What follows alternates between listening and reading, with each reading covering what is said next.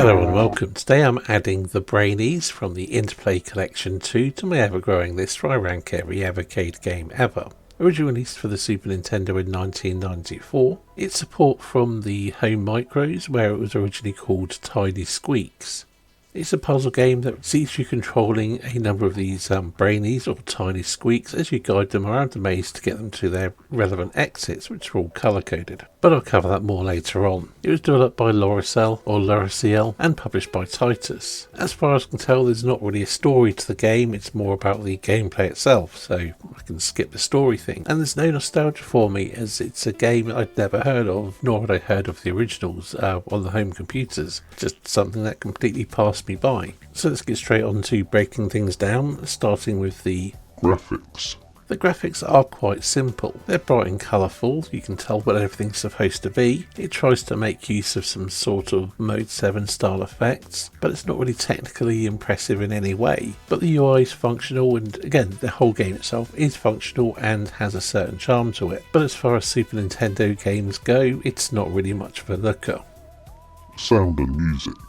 The sound effects are suitably cartoony with squeaks and bonks and things, but really nothing that stands out. The soundtrack, well, it loops, it's quite quirky and it suits the pace of the game, but it's also quite repetitive. Again, nothing special here on the audio front at all, but it's all functional. Gameplay. As I mentioned earlier on, the gameplay sees you guiding your various Brainies to the exits. There are different coloured Brainies and you have to get them to exits that match their colour. Your control is via a cursor. You select the Brainie you want to control and push it in directions. You push them in a direction, they'll keep going in that direction until they hit a wall or some kind of obstacle or something that might redirect them. Not too dissimilar to Big to Small if you've played that. Except here there's some quite strict time limits and there is more variety in various other objects which you might have to contend with. The game has over 100 levels and the early levels start very easy, as you can see how I'm powering through them in this gameplay footage. But before long they'll get more devious and much tighter on the time limits, with the late game puzzles requiring near perfect planning and execution. Overall opinion. The Brainies is a pretty decent puzzle game, one that I think works better on the Evercade than it would have in its original release, mostly thanks to save states just taking the edge off some of the frustration. While clearly not a classic puzzle game, or I probably wouldn't even call it a hidden gem, it is perfectly functional, and if you like puzzle games it's quite a good one for a bit of a bash hit now and again on the handhelds.